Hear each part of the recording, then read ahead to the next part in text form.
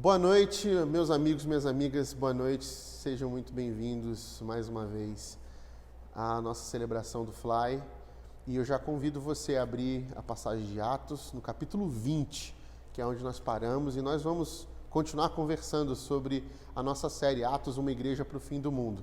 E hoje nós chegamos nesse capítulo que para mim é um dos mais belos e mais significativos para a minha vida, porque ele contém uma das passagens, um dos versículos mais importantes para a minha caminhada ministerial particular.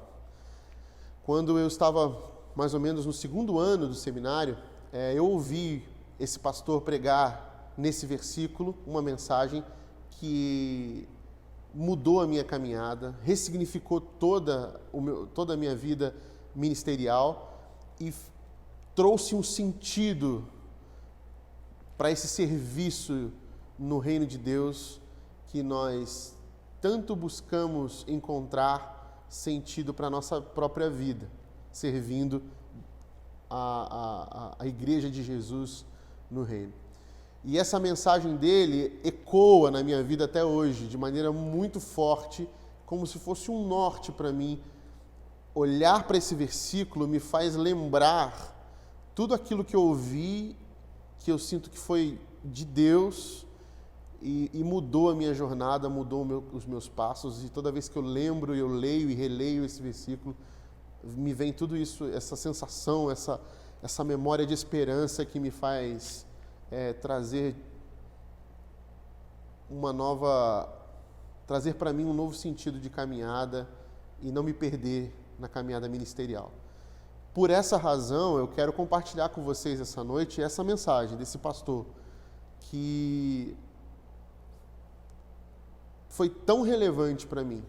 E eu espero que você, que está vivendo aí as suas crises vocacionais, ou as suas descobertas vocacionais, ou as suas crises dentro do serviço que você presta no reino de Deus, e as suas dúvidas, que essa mensagem encontre lugar no seu coração e traga para você algum consolo, algum alento e alguma direção, como foi para mim. Por isso eu quero compartilhá-la com você essa noite.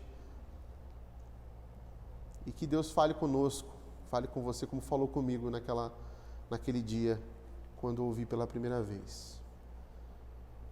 Então abra aí sua Bíblia em Atos capítulo 20, versículo 24. Diz assim a palavra de Deus: Todavia não me importo, nem considero a minha vida de valor algum para mim mesmo, se tão somente puder terminar a corrida e completar o ministério que o Senhor Jesus me confiou, de testemunhar do Evangelho da graça de Deus. Todavia não me importo, nem considero a minha vida de valor algum para mim mesmo, se tão somente puder terminar a corrida e completar o ministério que o Senhor Jesus me confiou, de testemunhar do Evangelho da graça de Deus. Vamos orar. Pai querido, obrigado, Senhor, pela sua palavra. Obrigado porque ela é viva, porque ela transforma, porque ela nos traz esperança. Que ela encontre lugar no nosso coração, para a sua glória, em nome de Jesus. Amém. Amém. Muito bem. No livro de Atos, que nós estamos estudando, estamos refletindo, nós vamos ver várias vezes esse tema, que é um tema recorrente. Por diversas vezes nós vamos ouvir falar desse tema, que é a vocação. Porque a vocação ela é esse chamado, é uma convocação, né? É um chamado para todos nós. E em Atos nós vamos ver esse chamado divino, que é essa vocação primária, que nos chama a nos tornarmos semelhantes a Jesus Cristo, a ter intimidade com Deus, a conhecer a Deus. É essa formação de Cristo em nós e a nossa piedade. Essa vocação primária, convocada por Atos e relatada em Atos, ela vai nos mostrar e vai nos revelar uma vocação secundária. Qual é essa vocação secundária? É o compromisso ministerial no reino de Deus.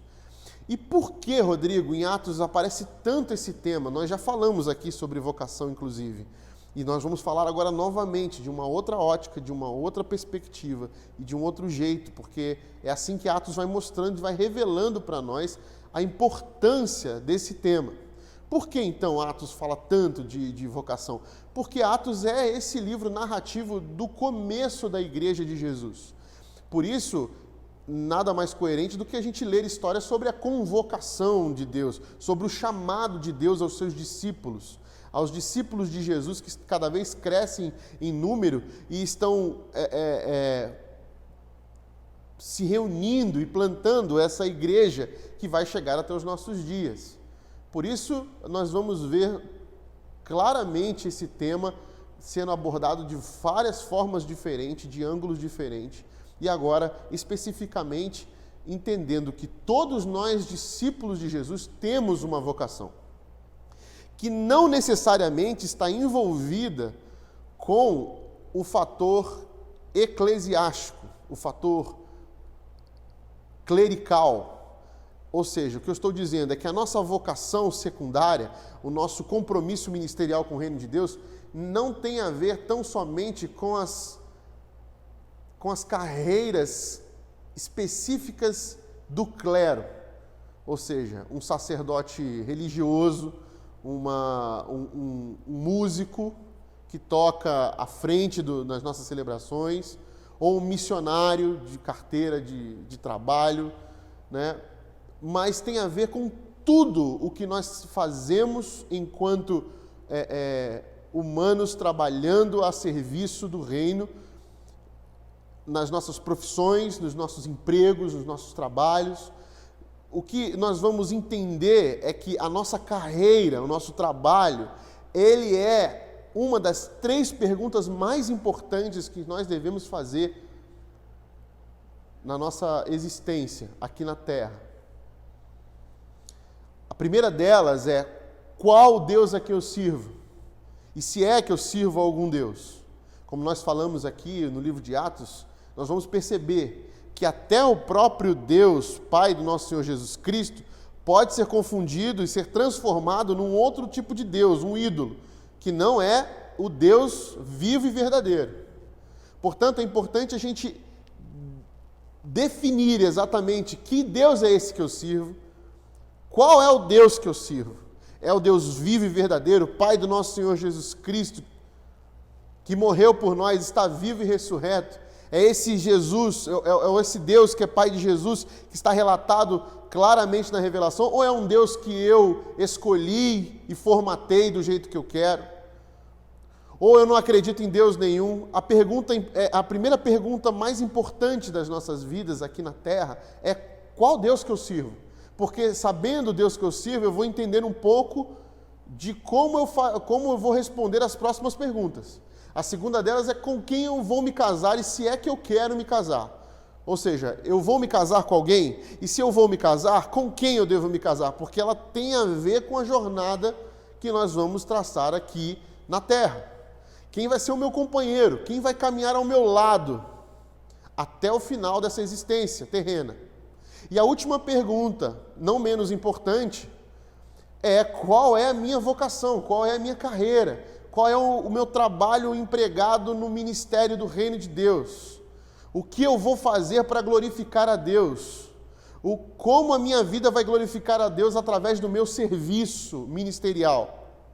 E é interessante que ministério é essa palavra que tem a ver com serviço, que significa servir.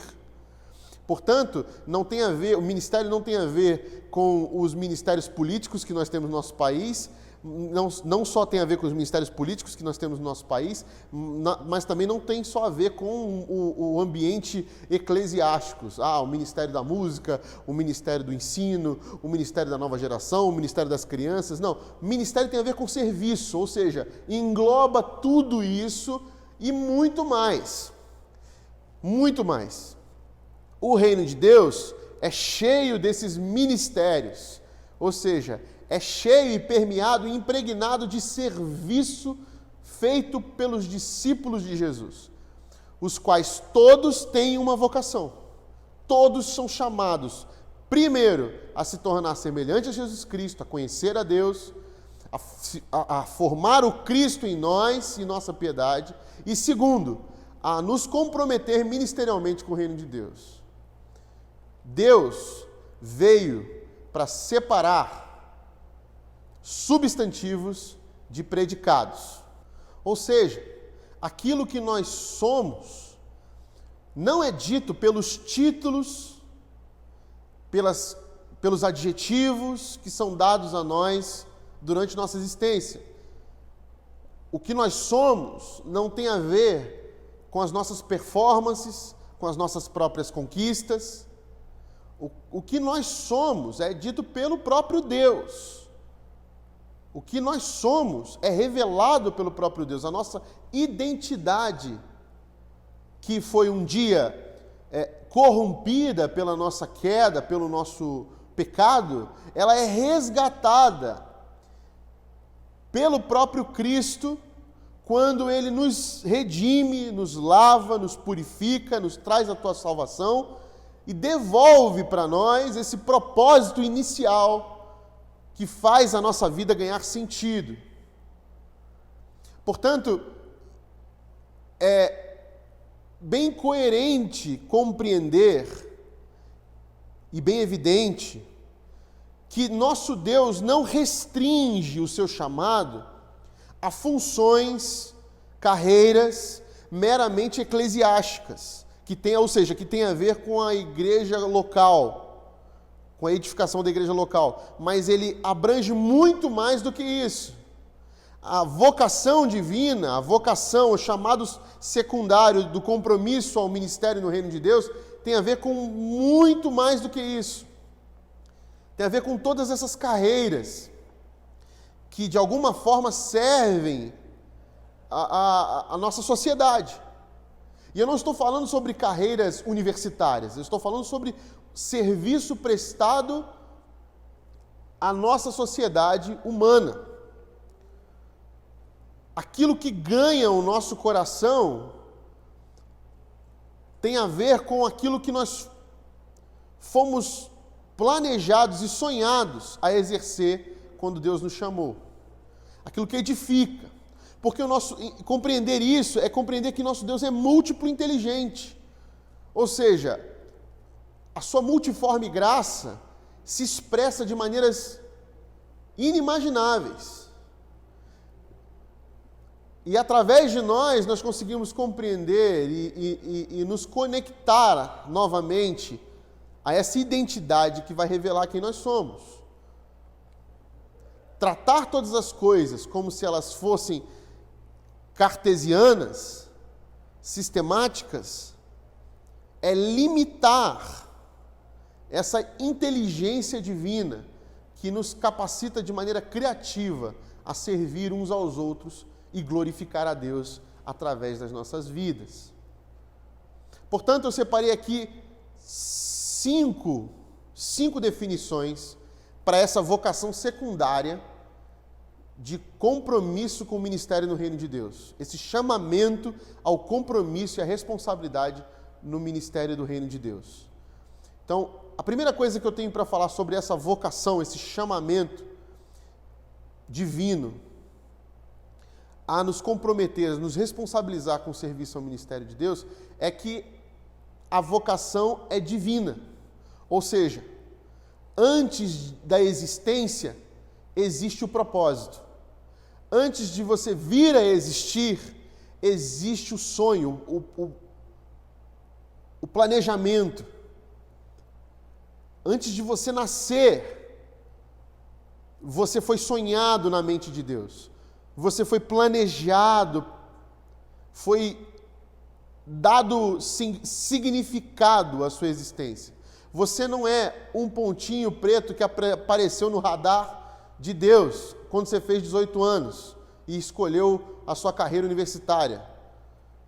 Quem é esse ponto que apareceu aqui no radar? Esse aqui é o Rodrigo. Ih, cara, vamos definir o que ele fez aí, porque não estava vendo ele. Não, Deus planejou a gente, sonhou com a nossa existência antes de virmos a existir. E isso é bem comum para todos os grandes inventores, por exemplo.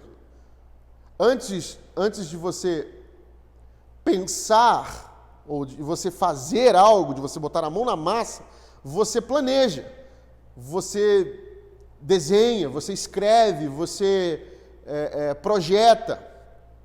Por quê? Porque existe uma demanda. Qual é a demanda que existe? A demanda que existe é que as pessoas sentam ao chão para comer. Elas sentam no chão. A gente tem uma mesa, mas essa mesa, as pessoas sentam em volta delas e todas estão sentando no chão. E é meio desconfortável. Então a gente podia fazer alguma coisa, né? A gente podia, por exemplo, pensar em como acomodar as pessoas de maneira mais confortável. Então veio aquela pessoa que teve a grande ideia de fazer uma cadeira. E aí ele viu uma demanda, observou que havia uma necessidade e então projetou, desenhou, sonhou com aquela possibilidade e então fez a cadeira. Assim também, se nós olharmos, por exemplo, para nossas vidas, nós vamos entender o porquê que essa vocação é divina. Porque antes de nós sermos criados, e por isso é importante entender qual Deus que você serve, é o Deus vivo e verdadeiro, que fez todas as coisas, que criou todas as coisas, criador dos céus e da terra, inclusive da sua vida. Portanto, é imprescindível que você pergunte a esse Deus qual é a minha vocação, qual é o meu chamado. Porque Ele planejou, Ele sonhou com você antes de você ser formado. Nosso Deus é esse Deus que chama as coisas que não são como se já fossem. É o que diz Paulo em Romanos, capítulo 4, versículo 17. Antes de existir, existiu na mente, na intenção, no propósito. Mesmo quando tínhamos consciência, mesmo quando a gente não tinha consciência de nós mesmos, Deus já sabia de nós. Deus já havia soprado em nós seu Espírito. Deus já havia criado um propósito para a nossa existência. Por isso, perguntar a esse Deus qual é a minha vocação e permanecer e pedir a esse Deus sempre que nos revele essa vocação é totalmente coerente, totalmente imprescindível. A nossa realização está totalmente ligada a existirmos com coerência a esse propósito, a partir do qual nós fomos criados. Porque se eu não entender o propósito a que eu fui criado, provavelmente eu vou me tornar uma pessoa, um ser infeliz, ou um ser indiferente, cauterizado por uma existência sem significado. O que você está dizendo, Rodrigo? Eu estou dizendo, por exemplo, que se eu pego essa cadeira e transformo essa cadeira no encosto de porta, para que a porta não bate, ela não está cumprindo a sua função de origem, elas não estão fazendo o seu propósito, ela não está cumprindo o seu propósito a que foi criada. Provavelmente, com o tempo, ela vai ficar empenada, de tanto ficar inclinada e apoiada sobre a sua sustentação traseira, ao tempo de que ela não vai mais suportar nenhum peso e pode se quebrar. Assim também, se você pegar qualquer outro material que não seja uma cadeira para se sentar, você pode se machucar e esse outro objeto que você usar pode se quebrar. Portanto, é imprescindível que nós reconhecemos as nossas habilidades e vocação para entender o nosso propósito na vida, para que a gente consiga entender como que a nossa caminhada vai ter sentido.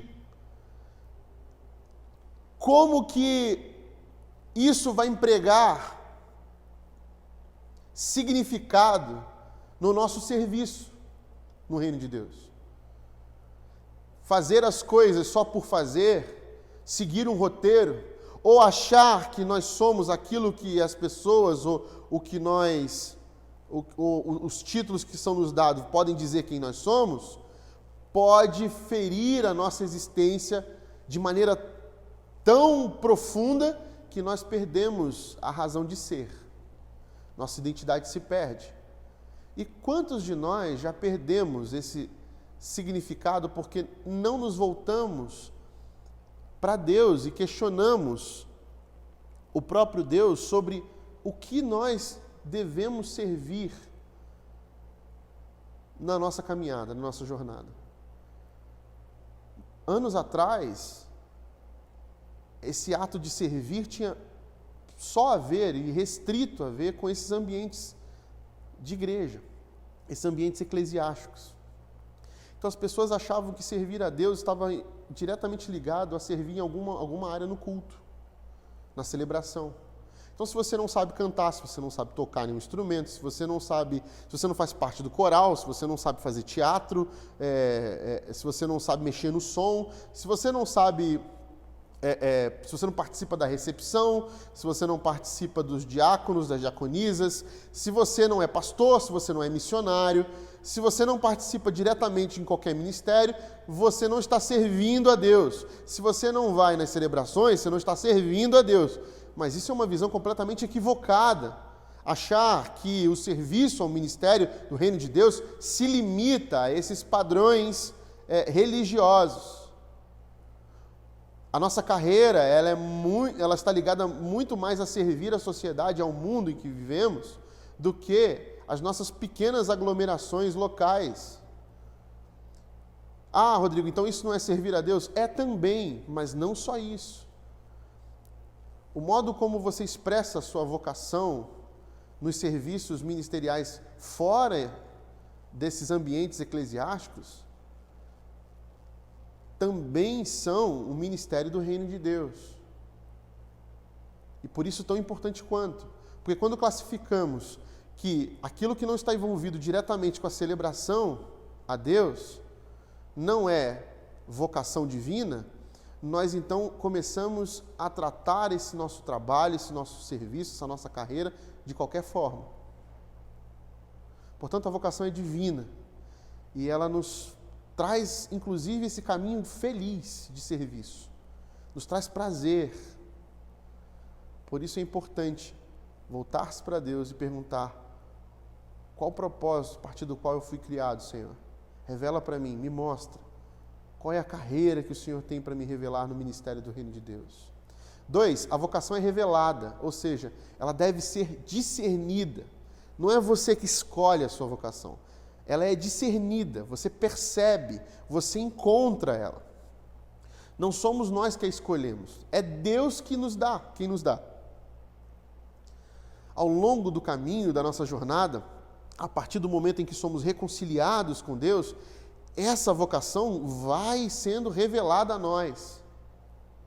Vai aparecendo aquilo que vai ganhando o nosso coração, quando as necessidades vão cruzando com as nossas habilidades. E aí isso vai se transformando em significado, vai movendo o nosso coração de uma forma poderosa para aquilo. Nós a descobrimos. O Espírito Santo nos revela. Você vai ver aí no versículo 22, por exemplo, um pouco antes do versículo que lemos, Paulo vai dizer que o Espírito Santo vai revelando para ele os lugares que ele tem que ir, o que ele tem de fazer. Ao longo do livro de Atos, toda vez você vai ver isso. Então, é importante discernir, pedir a Deus discernimento para que essa vocação seja revelada. O que é a minha vocação de fato? O que ganha o meu coração? O que eu faço sem precisar que ninguém me pague nada? O que eu daria a minha vida para fazer? E é importante a gente definir, isso não tem a ver com o trabalho que vai te remunerar. Pode ser que tenha a ver, mas não tem só a ver com isso. E não está restrito a isso. Às vezes trabalhamos e temos o nosso emprego, mas a nossa vocação ela é para além de ganho, de barganha, de troca, de mérito. A vocação tem a ver com doar-se, com colocar a sua vida naquilo, porque Deus te chamou para aquilo e você tem que fazer aquilo, porque aquilo é tudo que significa valor em sua vida. Portanto, a vocação ela é revelada. Ela não tem a ver com uma escolha vocacional que você faz no seu último ano de ensino médio. Ela tem a ver com aquilo que Deus vai mostrando para você e é testificado na vida da comunidade local, por exemplo. As pessoas começam a perceber que você tem algumas habilidades e algumas paixões em relação a algumas áreas da sociedade que você faz muito bem. E, novamente, isso não tem a ver somente com a comunidade local, mas tem a ver com toda a sociedade que você está inserido. E você vai percebendo que você faz aquilo de um jeito diferente e que, às vezes, você até se importa mais do que outras pessoas sobre aquilo. Aquilo ganha o teu coração, aquilo ganha os teus sentidos. Existe ali uma paixão. Portanto, ela vai sendo revelada. O Espírito Santo vai soprando na gente e a gente vai descobrindo, vai percebendo e vai pedindo a Deus discernimento para que isso, então, de alguma forma seja exercido. 3, a vocação é pessoal e intransferível. Isso quer dizer que aquilo que você foi chamado para fazer, só você pode fazer. Quando nós nos deparamos com esse tipo de chamamento divino, nós percebemos então que aquela fala de que todos são, que não há ninguém insubstituível, dentro dessa lógica vocacional divina, é uma mentira. Porque Deus chamou para fazer aquilo, e só você pode fazer aquilo do jeito que você vai fazer. Por isso Deus te chamou. Deus não faz programa de trainee, que vamos ver quem é que sabe fazer melhor. Ele chamou você para uma tarefa. E se você não fizer aquela tarefa vai ficar sem ser feita. Pelo jeito que você iria cumpri-la. Então quer dizer que vai haver uma lacuna no serviço de Deus. Não, provavelmente outra pessoa irá fazer aquilo. Mas não do jeito que deveria ter sido feito por você. Por exemplo, as minhas filhas. Só eu posso ser o pai das minhas filhas. Elas podem ter outros pais. Sim, mas ninguém vai amar elas como deveria amar o próprio pai. Mas elas vão ser amadas. Vão ser amadas. Mas só quem pode ser pai das minhas filhas sou eu. Todos os outros pais que podem vir a amar ou ser algum tipo de pai para elas, não vão ser esse pai que eu sou hoje ou que eu deveria ser. Mas ela pode ser amada pela mãe. Pode ser amada pela mãe, mas a mãe está cumprindo seu papel de ser mãe. E não de ser pai. Se eu me ausentar na minha tarefa de ser pai das minhas filhas, eu vou estar descumprindo algo que eu deveria cumprir. O chamado, por exemplo, de Paulo em Atos é de Paulo.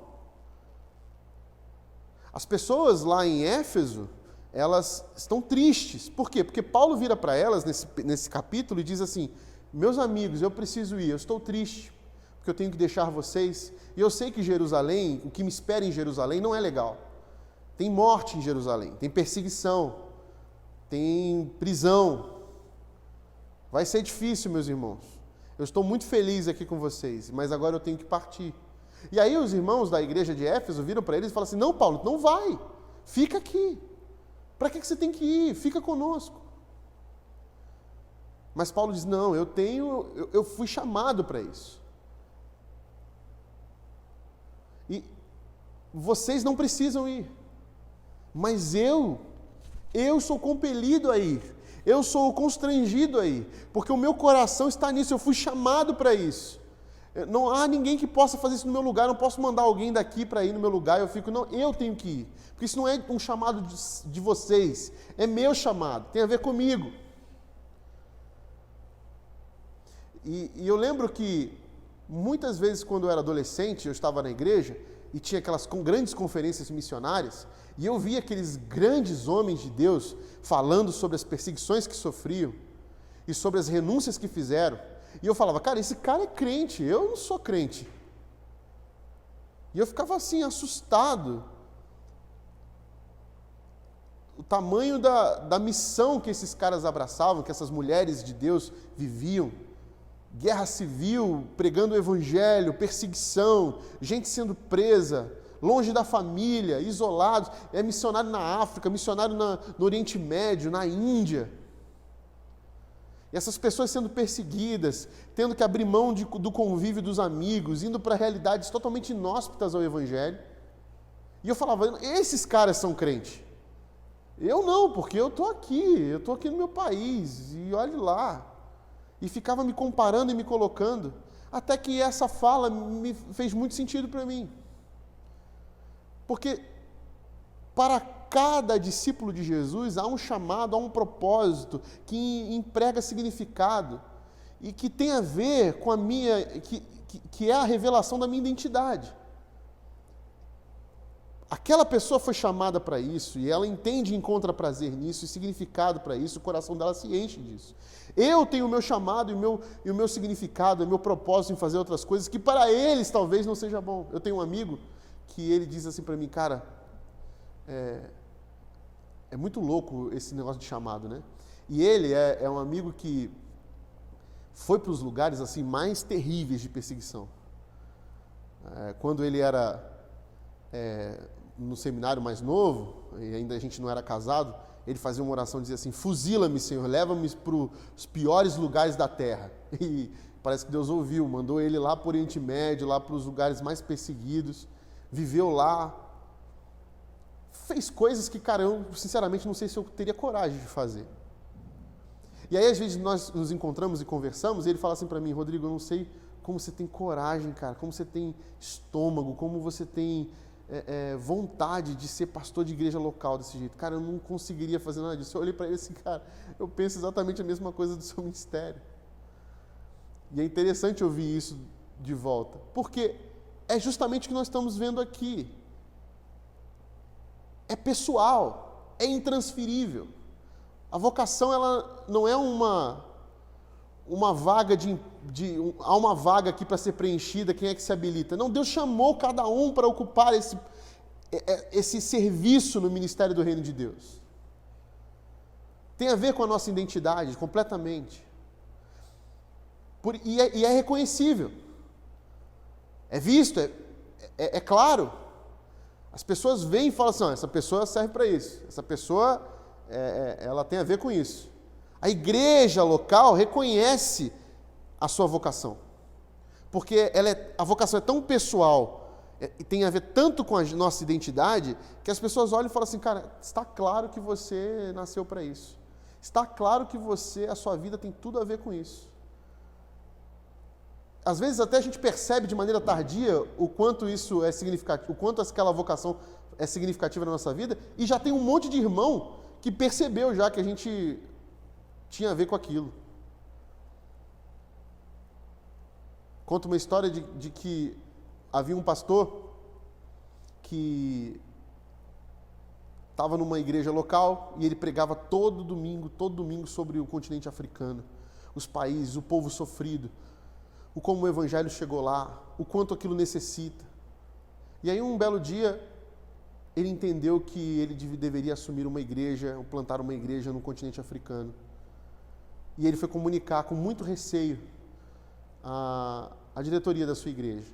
E quando chegou lá, a diretoria da igreja ouviu o que ele tinha para dizer e disse assim: pastor, nós já sabemos disso. Toda conferência missionária a gente fala sobre África.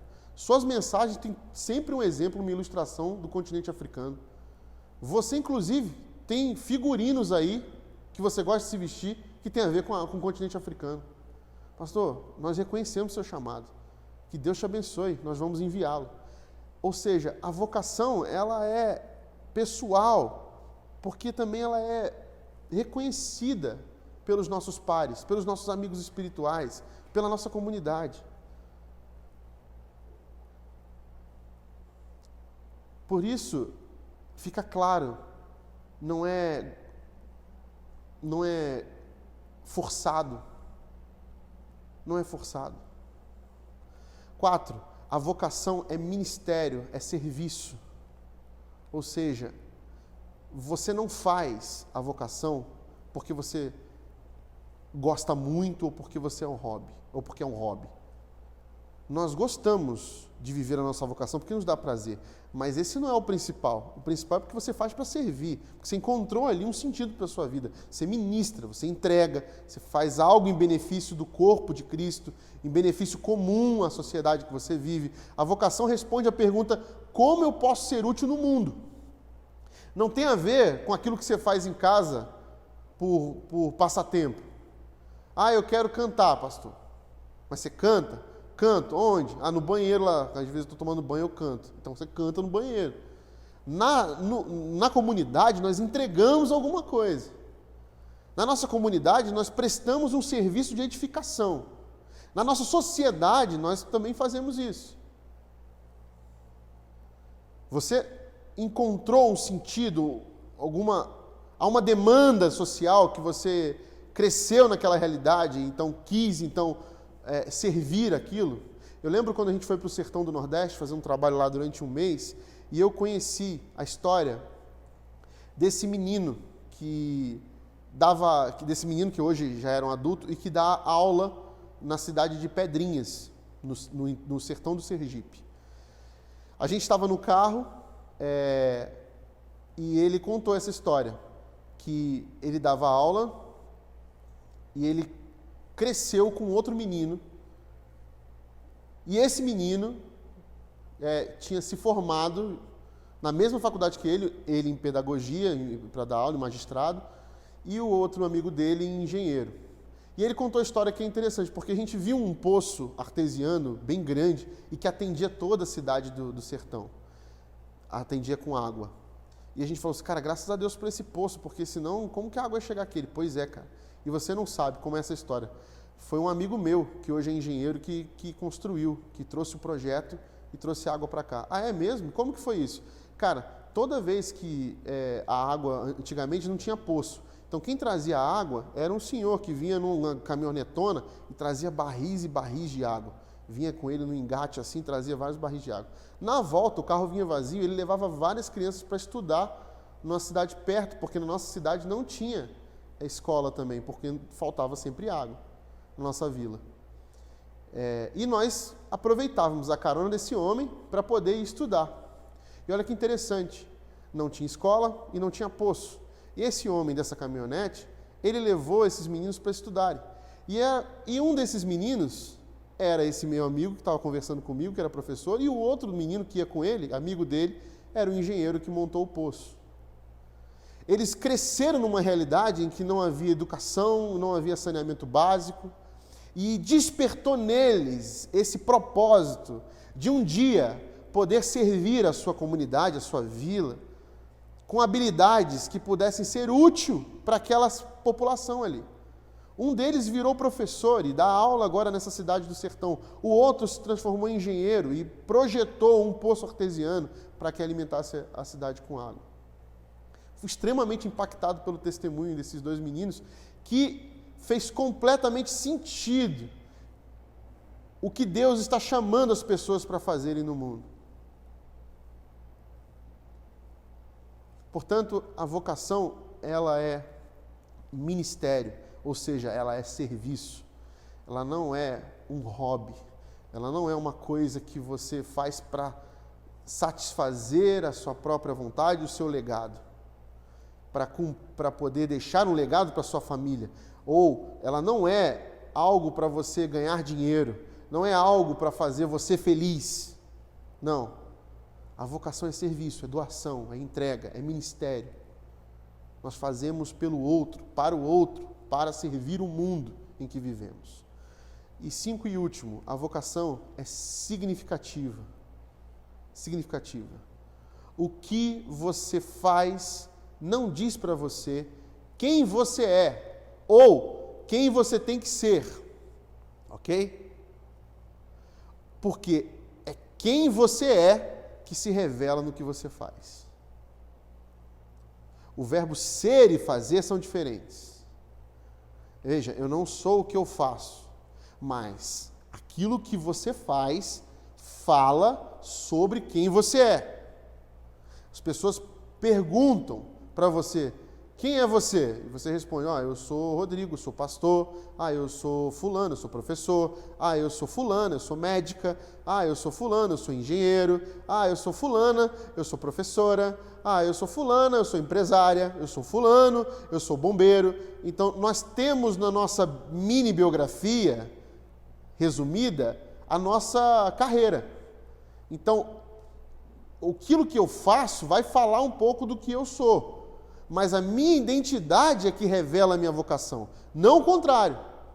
Assumir a responsabilidade do trabalho, do serviço para com os outros, é a última escala na percepção de si mesmo, de autocompreensão e de maturidade profunda. Quando nós somos redimidos pelo Cristo, nossa identidade vai sendo restaurada. E aí nós vamos compreendendo quem nós somos em Jesus. Como é que Ele nos fez e para que Ele nos fez. E aí nós entendemos essa vocação secundária de assumir o serviço no ministério do Reino de Deus. E tudo isso depende dessa autocompreensão de maturidade profunda. Por exemplo, Jesus Cristo, Quando Jesus fazia algo em seu ministério, ele logo dizia, falava sobre quem ele era. Ele cura um cego e diz, eu sou a luz do mundo. Ele multiplica o pão e diz, eu sou o pão da vida. O que você faz, a maneira como faz e como você entende o que você faz, tudo isso é uma revelação, é uma manifestação da sua identidade redimida e restaurada. O propósito para o qual Deus te criou. Deus chamou você para isso, ou seja, é parte da sua identidade revelada em gestos e atitudes. É Deus dizendo para você, viu meu filho, eu te criei para minha glória. E toda vez que você expressa a sua identidade no seu serviço, exercendo a sua vocação, você está me glorificando. Veja Paulo dizendo, eu não considero a minha vida preciosa. Ou seja, ela não vai ter valor, sentido, significado, se eu não cumprir a carreira que Deus me deu. Ou seja, a minha identidade está sendo revelada naquilo que eu estou cumprindo, fazendo, como a minha vocação. A vocação emprega valor, sentido, propósito à nossa vida. Por isso, meus irmãos, o reino de Deus é maior que a nossa igreja local. Muito maior. Então, a quem nós estamos servindo enquanto a gente trabalha? A nossa presença no mundo é a expressão do reino de Deus. É um sinal de um dia que ele virá em plenitude, esse lugar de gente salva e redimida, pecadores salvos pela graça de Jesus, que tem sua identidade transformada, restaurada, para servir o mundo em que vivemos, e que um dia será um novo céu e uma nova terra. Nós somos essa cidade edificada no alto. E sabe o que essa passagem quer dizer? É que as cidades que ficavam no alto, na época do Cristo, eram cidades que eram referência, eram lugares seguros, eram lugares que as pessoas olhavam e falavam, aquela lá é Jerusalém. Chegar lá era se sentir seguro, se sentir num lugar de esperança, é atravessar os desertos, os perigos, estar bem lá. Ser uma cidade edificada no alto é ser essa cidade que expressa a vocação divina em excelência, em dar-se, doar-se da melhor forma possível, servindo ao outro. Essa vocação que nós somos chamados a assumir uma responsabilidade ao ministério é muito maior do que os nossos clubinhos gospel. Tem a ver com a nossa cidade, com a nossa sociedade, com o nosso emprego, a forma como trabalhamos no nosso emprego, a forma como buscamos encontrar o nosso propósito em servir o ministério. Por quê, meus irmãos? Porque Deus anda reconciliando consigo todas as coisas por meio de Jesus Cristo.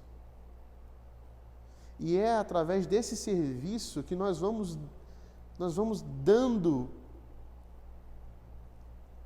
pistas, deixando os rastros de que Jesus está aqui no meio de nós.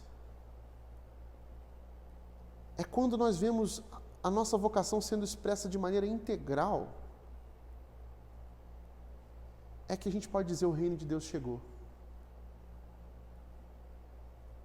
É quando nós vemos a morte ser vencida, fruto do nosso serviço, e percebemos que a mão de Deus está ali conosco, é que a gente se emociona e diz, o reino de Deus chegou.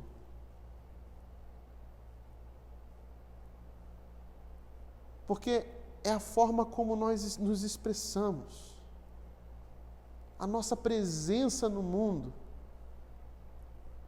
é essa expressão de Deus através das nossas vidas, pela vocação, pelo serviço e responsabilidade, no compromisso de sinalizar esse reino.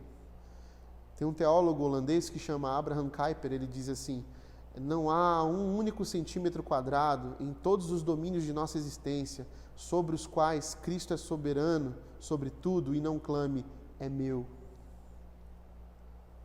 É meu.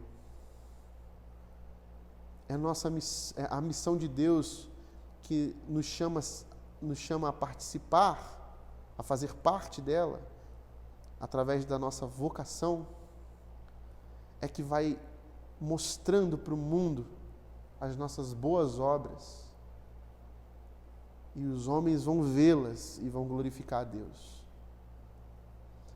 Porque é para isso que nós nascemos, é para isso que nós somos feitos, para a glória de Deus. E a glória de Deus não tem a ver com os nossos auditórios. Há ali uma manifestação comunitária de celebração, mas que nos impele, nos constrange, através da reflexão que nós ouvimos, através das músicas e das orações que fazemos, a servir o mundo em que vivemos, a manifestar esse reino que um dia virá em plenitude. Porque assim as pessoas vão ver a glória de Deus manifesta nos pequenos cristos, os discípulos de Jesus, chamados, vocacionados a servir o mundo com amor, a manifestar a presença de Jesus Cristo e dizer que a esperança existe, a morte não é o ponto final. A vida de Jesus é uma vida mais forte que a morte e nada poderá nos separar do amor de Deus.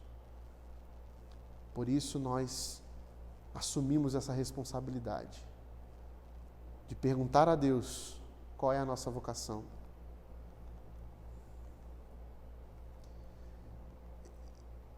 De pedir a Deus que faça discernimento, que traga discernimento através do seu Espírito, para que nós percebamos qual é a nossa vocação. De pedir a Deus em oração que Ele nos revele passo a passo qual é a nossa vocação.